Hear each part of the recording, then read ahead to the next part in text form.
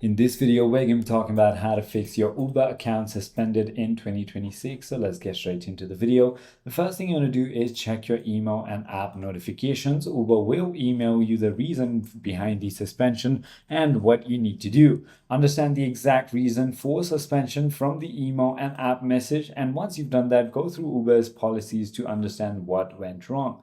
You can also go ahead and fix the issue by updating the documents, clearing payment issues, or correcting any incorrect information.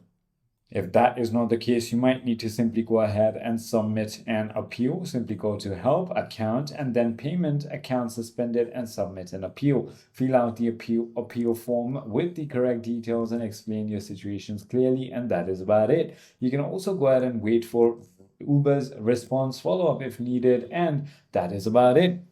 I hope this video clarifies everything for you. If you have further more queries, feel free to comment down below, and I'll see you on the next one.